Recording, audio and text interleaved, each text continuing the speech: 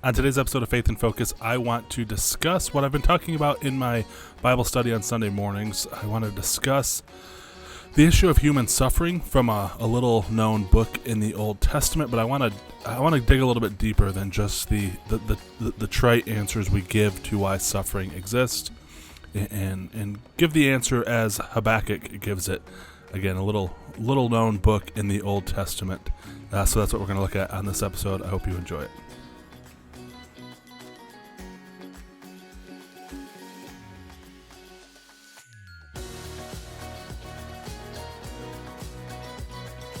Alrighty, as I said in the open, this episode is going to focus on a book called Habakkuk. You probably haven't read it. You might not even have heard of it.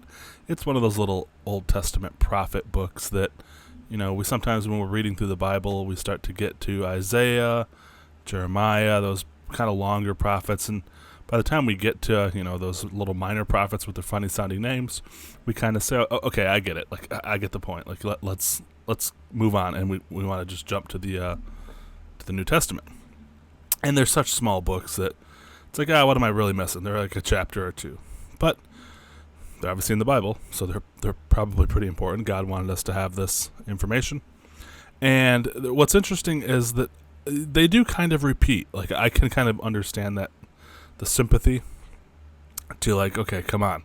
How much can we listen to death, destruction, judgment, condemnation, and then, okay, there's a little hope with some restoration in there. But all these books kind of have those things. They're God's prophets declaring God's judgment or condemnation on Israel or Judah or surrounding nations, and there's always that restoration in there. But because of that, we tend to try to skip these, and because it seems kind of foreign, we're thinking about all these different nations, Assyria, Babylon, Judah, the king of whoever, Uzziah, all these weird names, whatever. I don't know how this applies to me, so let's just skip on. But we end up missing some pretty important books, like the book of Habakkuk, and one of the reasons I had wanted to go through it on my Sunday morning Bible study was because there is a verse in Habakkuk, one verse, that is quoted 3 different times in the New Testament.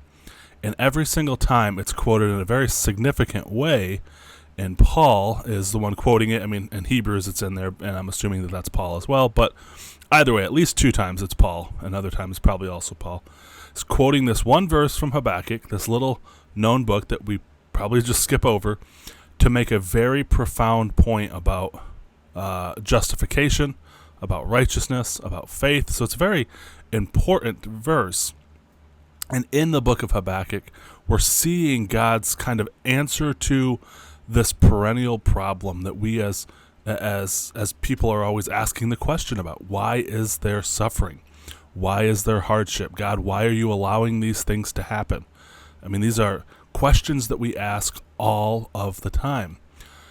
And some of the things that come out in Habakkuk, one of the things that comes out is that's kind of a wrong question to ask. I'm not saying that that's not a heartfelt question, that we don't legitimately mean it when we're suffering and hardships come upon us, that we really want to know, God, what in the world are you doing? That's a very human response. But one of the things that comes out in Habakkuk is that undergirding that, there are some assumptions that are kind of uncool. They're kind of unrighteous assumptions. And we'll dig into that. And again, I'm not going to go through every verse of the book of Habakkuk, although again, it's a short book. You could probably read it in 15 minutes. It's only 3 chapters. But the questions that Habakkuk is ones that we ask all the time. And the answer that God gives is one very different than the one we tend to give as people. If you've spent any time in the body of Christ, you have inevitably probably gone through suffering and hardships and wondered some of these questions, but you've also probably had people ask you.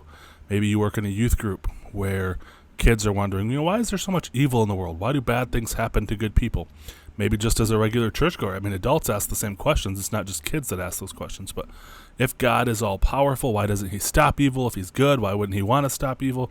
So we ask these questions, not really thinking about what assumptions we're making beneath asking those questions. And we tend to give answers that are perfectly fine biblical answers. I mean, we try to reconcile free will with sovereignty, and we talk about these kinds of things. But I think we kind of miss the heart of what God's answer is to Habakkuk. So I think it's such a great book because it is so short, and it answers this question that we still, or it asks the questions that we are still answering, and we get to see some of the answers fleshed out in Scripture. So let's just hop right into the book. And Habakkuk chapter 1, he says, "The following is the message which God revealed to Habakkuk the prophet." So we don't know much about this guy, but he was a prophet around probably 640 BC, 640 years before the time of Christ. So this is not too long before the Babylonians come in and destroy the nation of Judah. And they wipe them out. So think Jeremiah, his lamentations, his weeping. Think Daniel and his buddies being taken off to captivity. This is shortly before that time period. But Habakkuk is looking around at the world, and he says, "How long, Lord, must I cry for help? But you do not listen. I call out to you, violence, but you do not intervene. Why do you force me to witness injustice? Why do you put up with wrongdoing? Destruction and violence confront me. Conflict is present, and one must endure strife. For this reason, the law lacks power, and justice is never carried out. Indeed, the wicked intimidate the innocent. For this reason, justice is perverted." And so we have this question that Habakkuk raises, which is a very normal human question, and I'm not doubting that Habakkuk was genuine in his asking of it, and I'm not doubting that we're genuine when we ask these questions. But he's looking out at his nation. He's looking at corruption within the nation of Judah. He's looking at injustice being perpetuated by the nations around Judah. It was a terrible time. This was centuries, decades and centuries of sin, degradation, and abandoning God. And Habakkuk's looking around thinking, God, what in the world are you doing? I'm seeing justice being perverted. I'm seeing injustice reigning. So the law is basically, who cares about the law, because it obviously doesn't matter. The rule of law is gone. Nobody's being punished for their crime. Wickedness is allowed to flourish. So these are questions. I mean, you can easily see yourself asking these questions about our society today. You can think about individuals in your life who are going through hardships. God, why are you allowing this to happen? You can think about people who seemingly seem very far from God, yet they seem to be doing just fine. And you think, why is this faithful, God-honoring, Jesus-loving family suffering so much? And this family over here, who hates Jesus, they seem to be doing just fine. Very normal questions. But what I find interesting is the answer that God gives, which is kind of a non-answer. And in chapter 1, verse 5, he says, "Look at the nations and pay attention." This is God answering back to Habakkuk. "You will be shocked and amazed, for I will do something in your lifetime that you will not believe, even though you are forewarned. Look, I am about to empower the Babylonians, that ruthless and greedy nation. They sweep across the surface of the earth, seizing dwelling places that do not belong to them. They are frightening and terrifying. They decide for themselves what is right. Their horses are faster than leopards, more alert than wolves in the desert. Their horses gallop. Their horses come at a great distance. Like a vulture, they swoop down quickly to devour their prey. All of them intend to do violence. They mock kings and rulers. They laugh at every fortified city. They sweep like the wind, pass on. But the one who considers himself a god will be held guilty." Interesting answer by God. He says, Habakkuk, if you think things are bad now, you haven't seen anything yet. I am about to empower this Babylonian nation, a very godless nation. They knew nothing about God. They were not followers of God. They wanted nothing to do with God. And God's like, Habakkuk, if you are confused at what's going on right now, just wait until I raise up this nation Babylon and use it as my tool to judge the nation of Judah. And he says something that's very interesting that I think is important for us to factor into our discussion of suffering. He tells him, I'm going to do something that you would not believe even if I tell you ahead of time that I'm doing it. And that lets us know, we often say, that, a lot of the times when people are suffering or they have really heartfelt cries of the heart and they want answers to their questions, we always usually give them a Sunday school Bible answer. It's like the right answer, but it doesn't really help. But, sometimes, for example, we'll often tell people, maybe who are suffering and they don't understand what God's doing. We'll say things like, well, God's ways are higher than our ways. And it's like, okay, well, thanks. I understand that they're higher than my ways. I just want to have some insight into what God's doing. Well, here, God kind of answers Habakkuk in the same way. He says, you wouldn't even understand what I was doing if I told you what I was doing. And when I taught through this on my Sunday morning Bible study, I had equated it to chess. And of course, anytime you talk about God and you try to give like these overly simplified human examples, you're going to miss the boat. But I try to think of the illustration of like a master chess player. And when I play chess, I suck at chess. I'm not good at thinking, steps ahead. I'm very reactionary in my thinking.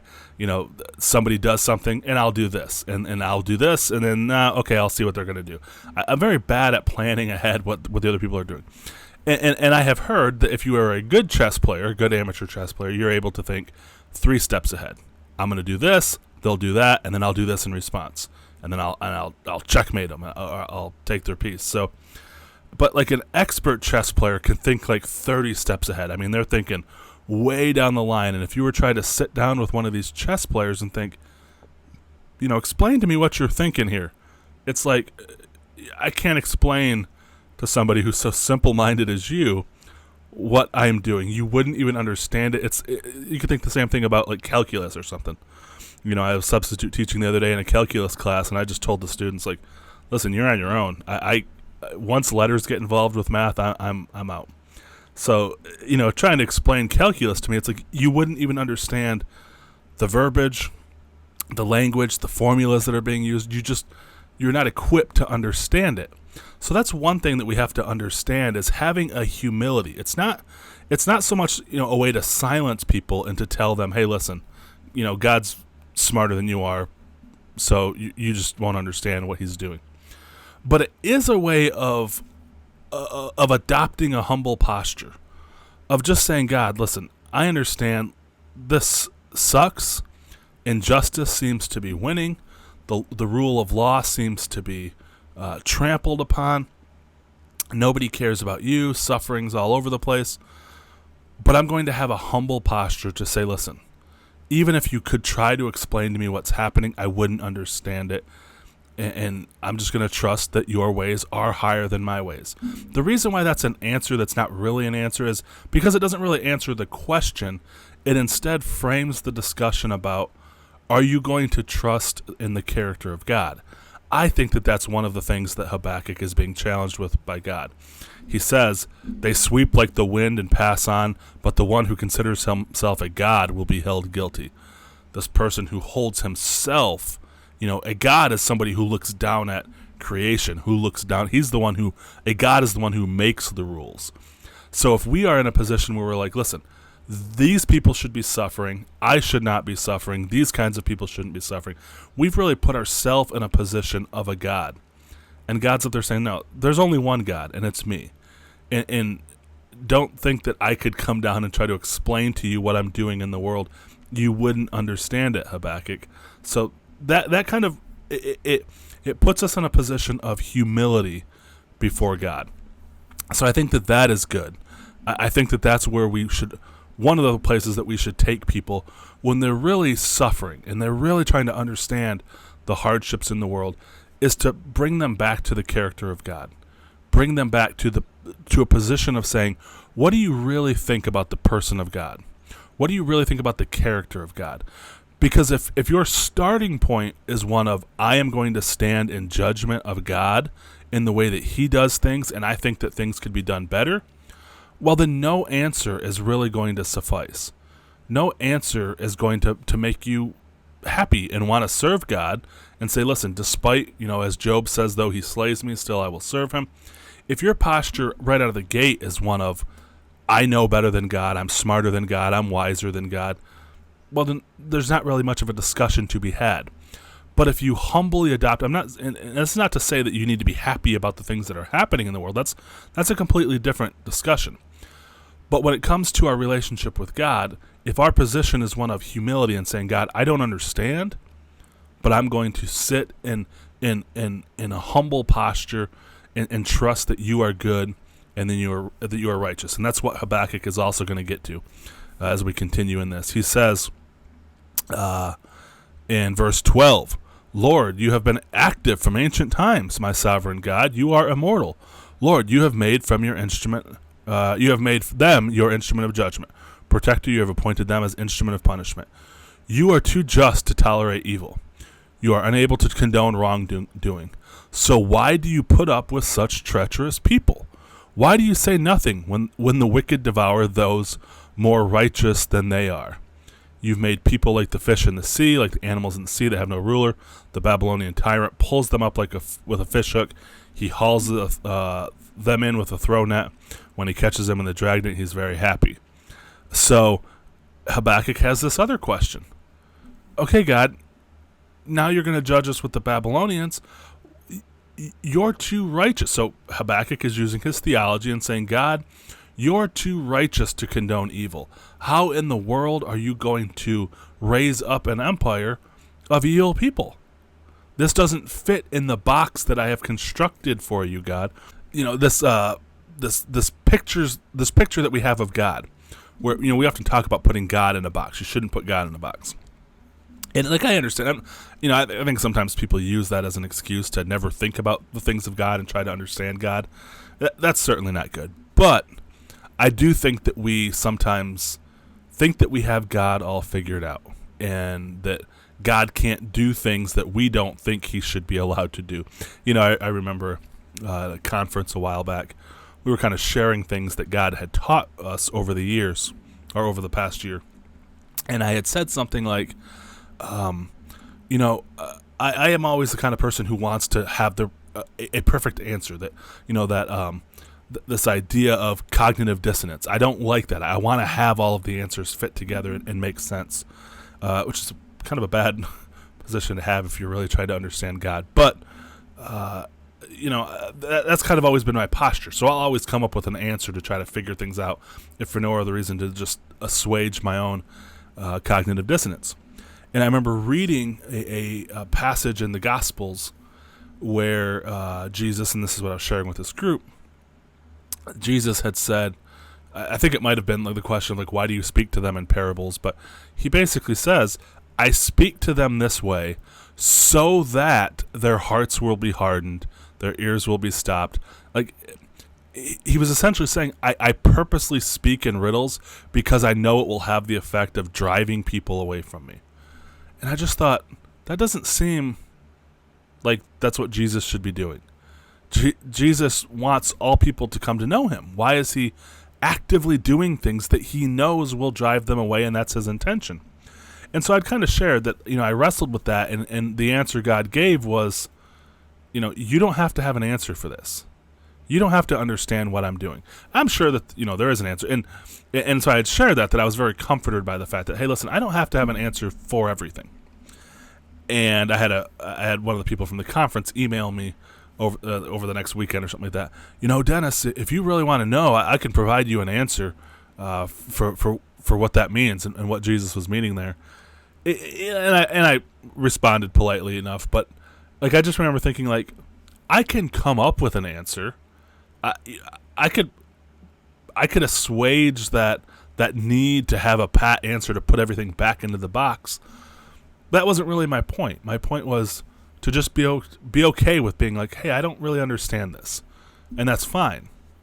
And so when it comes to the suffering thing, that's not a very satisfying answer, that when God answers, he says, here, I'll throw another monkey wrench into your view of suffering. If you think things are confusing now, here, take this. Here's some Babylonians for you who will come in like leopards and lions and rip you apart. Habakkuk's thinking, well, thanks, God. I was already struggling with this issue. Now you've made it more complex. And his point, and this is another thing that I think betrays our questions when we think about this. And again, I am not in any way saying this to demean people when they ask these questions this way. And it always comes down to, in our setting, something like, why do bad things happen to good people, and why do bad people seem to have all of the good things happening to them? If you've been a listener of Faith and Focus for a while, I would encourage you to become a supporter of the ministry by becoming a monthly donor. Your generous donations allow me to continue working within Faith and recording new content. You can find a link to my donation page in the show notes for this episode. Thank you. That's a very similar response to what Habakkuk says in verse 13. Why do you say nothing when the wicked devour those more righteous than they are? That posture, that position, think about what is being said there. We are better than the Babylonians. We're better people. We are more righteous than them. So why are bad things happening to us and they're the empire that's on the rise? That makes no sense. When you understand if you say it that way, you realize, well, wait a second. That's the same spirit that animated the Pharisee. Remember the story that Jesus told of the Pharisee and the tax collector? They both go down to the temple to pray, and the tax collector says, I tithe, 10% of everything. I fast 3 times a week. I obey your laws. I do all this kind of stuff. I'm not like this tax collector over here. And then the tax collector, of course, in contrition, wouldn't even raise his eyes to heaven. He said, God, have mercy on me, a sinner. Jesus says the tax collector is the one who left there righteous, not the Pharisee. When you realize that that's the spirit that's animating the question, as well-intentioned as it might be, and out of a serious heart of suffering as it might be, but when we say things like, God, why do good people suffer and bad people seem to thrive? Behind that is this idea that, God, we're better than those people, or that person is better than that person. They deserve your blessings, God. Those people deserve your curses. And when you really follow that train of thinking all the way to its logical end, it's, God, everyone that I think, that I deem to be righteous, ought to be getting good things from you, and nothing bad should ever happen to them. And all of the people that I deem to be unrighteous and sinners, they're the ones who should be punished. And really, because we often personalize it, no bad things should happen to me. God, no, don't let anything bad happen to me. Why? Because I'm righteous. Let bad things happen to other people who are more unrighteous than I am. Again, I'm not saying that everyone who asks this question, I've asked the question of, God, what is going on in this world? Like, why? I'm not saying that everyone who asks those questions is thinking these things consciously, but the question, I think, comes out of that very human instinct to think, I'm a better person than to deserve what's happening to me. I am more righteous. This should be happening to somebody else. And so when we play that game of, God, us righteous people should be getting good things, well, who does that include? Where do you draw the line of who's righteous and deserves good things, or more good things than bad things? Usually, if you're honest, it's, well, somewhere about where I am. I'm going to be humble. I'm not going to say I'm the most righteous person. But certainly, the line is somewhere about where I'm at. Me, people as righteous as me, and more righteous people. There's some out there, but not many. But there's some more righteous people out there. Yeah, we all deserve good things to happen to us. And then the negative side of things is like, God, why don't you judge unrighteous people? Why do you allow injustice to flourish? Why don't you judge those sinners? Well, who would you lump into that category? And isn't it awfully convenient? It's everyone, worse than me. Of course, I'm, sin. I do some stuff. I probably deserve a little bit of punishment, but nothing like what's happening. The things that are happening to me need to be happening to people way worse off than I am. So once you realize that is underlying it, you start to see in this book of Habakkuk, when he's wrestling with God and saying, God, I want an answer for what the heck you're doing in this world. It's a doubting of the character of God. It's not understanding the character of God, and it's misinterpreting the character of humanity. So there's a twisting on both ends of this. Well, let's continue on into chapter 2, and we'll look at that very famous verse that everyone knows. It'll probably sound very familiar as soon as I read it. Habakkuk starts chapter 2 by saying, I will stand at my watch post. I will remain stationed on the city wall. I will keep watching so I can see what he says to me and can know how I should answer when he counters my argument. So Habakkuk's got a little bit of Job in him. Job, all throughout the book of Job, as he's laying out his case for why I'm righteous.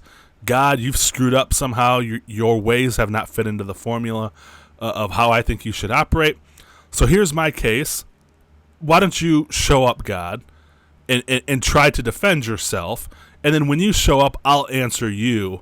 Of course, that's not how things worked out for Job. When God showed up, Job shut his mouth. He put his hand over his mouth. He had nothing to say, which is, of course, what happens to everybody when they stand before God. People who hate God think, if I could stand before God, I'll give him what for.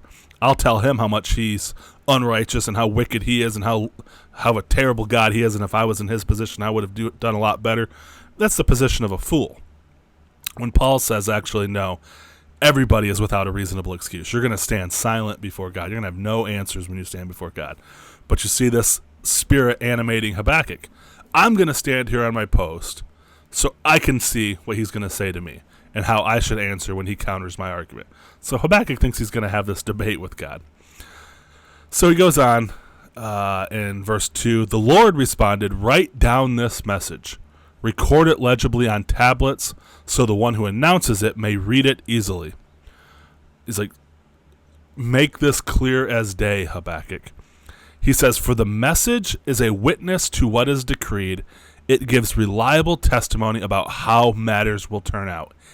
Even if the message is not fulfilled right away, wait patiently, for it will certainly come to pass. It will not arrive late.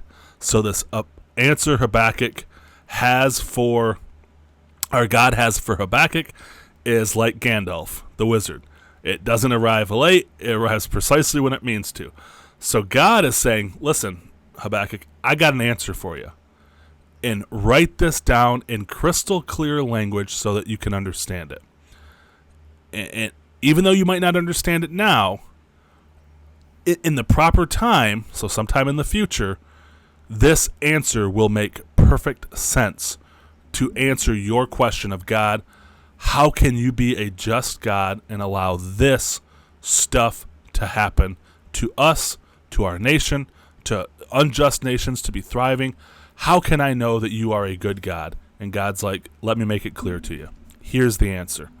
Verse 4, look, the one whose desires are not upright will faint from exhaustion, but the person of integrity will live because of his faithfulness. Now, this is kind of a weird verse, but this is the verse, okay?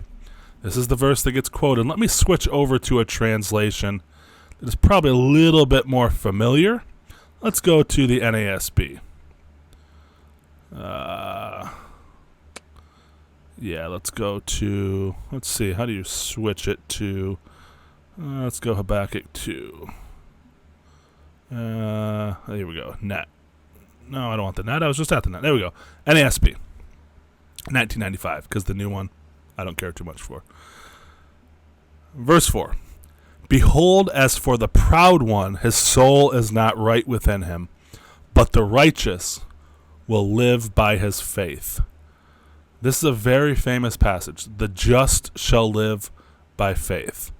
Now, how is that the answer to what to this question of God's justice? How can God be just? What does this verse have to do with anything? Well, if we flip over to Romans chapter 1, now Romans, remember, is the gospel. I mean, the book of Romans is the gospel from beginning to end. And in the famous theme verses, as they're called, Romans 16 through 17, Paul says, I am not ashamed of the gospel. He's actually saying, it's actually a positive statement. I'm proud of the gospel. I will proudly proclaim the gospel. I'm not ashamed of it, for it is the power of God for salvation to everyone who believes, to the Jew first and also to the Greek. For in it, the gospel, the righteousness, that is the goodness, the justness, the rightness, the righteousness, for in it the righteousness, goodness, justice of God is revealed from faith to faith, as it is written, but the righteous man shall live by faith. Now so he's quoting Habakkuk chapter 2, verse 4. Now, translators are a little bit torn over how this actually should be translated. It could be the righteous man shall live by faith, meaning, hey, if you want to live, then you've got to have faith. Or it could be the righteous man by faith shall live, meaning the one who is made righteous by faith shall live. This idea that it's by faith alone that is the center of the gospel message, this eternal life of God, the very life of Christ, can be lived out, can be exemplified in our lives. Everything that we look at Christ and think, man, imagine how the world would be if everybody lived like Christ. If there was 7.5 billion Jesuses running around on the planet, guess what? A lot of our problems would go away pretty quickly. So the gospel message can transform people and cause them to live in such a way to alleviate, not all, because we still would live in a fallen world, but can alleviate a lot of the suffering, a lot of the doubts, a lot of the anger, a lot of the sin, all of this stuff can happen, and it happens by faith and in the context of faith. But it's the gospel message where Paul says, in it, the righteousness of God is revealed. So the question that Habakkuk is struggling with, right? God, how can you be good if what is going on? I don't understand how you're good, God, if I'm seeing terrible things happen. Well, Paul's answer is, because he's linking it to Habakkuk, that question that Habakkuk is asking, how in the world can you be good? And God says, here's the message. Here's how you know I'll be good. I am good. Write this message down, even though it might take 650 years until the time of Christ. And when Paul writes down the gospel message in Romans, even though it might take a long time, write this down so it's crystal clear. You know I am a good God because I've saved you by faith alone, not based on your goodness. It's not based on I'm more righteous than this person, I behave better than this person. Habakkuk is saying, listen, we're behaving better than everybody else. Why are you punishing us? And God says, that's not how I want life to be lived. I want it to be lived by a life of faith and submission to the good news that I am who I say that I am. So, and in Romans, when it says, the love of God is manifested to us in that while we were still sinners, Christ died for us. That's how you know that God loves you. If you're in the position of Habakkuk and you're sitting there thinking, God, how can I know that you love me? How can I know that you're a good God? If you are a loving God, if you are a good God, you would not be allowing this to happen to me. You would not be doing this to me. You would not allow wicked people to prosper. You know, that way of thinking is a self-righteousness way of thinking. I am too good to be being treated this way. Those people are too bad to be being treated that well. That is a self-focus that is alien to the gospel. And God's saying, no, hold on. You're not going to understand what I'm going to do. But write this down. The way I'm going to answer that question of how can I know that you're a good God is I'm going to come myself in the person of Jesus Christ and deal with your sin issue, Habakkuk, while you're sitting there railing against me, questioning my goodness, thinking that you're in a position of judge over me. You're going to stand on the watchtower and wait for me to answer you so that then you can cross-examine me. While you have that position, Habakkuk, and even while the Babylonians are tyrants and invading, while you, listening to this, were in your sin, while I'm in my sin, and we're sitting there thinking, God, I'm so righteous. My life should be a lot better than it is right now. And those people are so wicked. While we're the Pharisees looking down our nose at the tax collector, God saying, even when you were like that, I came, died on the cross to deal with your sin issue. So when we struggle with the question, God, how can I know that you're good? When we're the Habakkuk saying, God, I'm seeing injustice in the world, I don't think that you're really as good as you say you are. God's response is, hey, listen, I've made it as clear as day. I've sent my son, died on the cross, paid for your sins, brought you into myself, and given you new life, all while you hated me and you were my enemy. So that's what I have for you today. Suffering, not a good topic. The gospel, the best topic in the world. So I hope you enjoyed this episode, and we'll see you next time. Have a good one. While Faith in Focus is a ministry of mine as a missionary with InFaith, the views and opinions expressed, believed, or lived out by myself or those appearing in this podcast do not necessarily reflect the position, beliefs, or opinions of InFaith as a mission.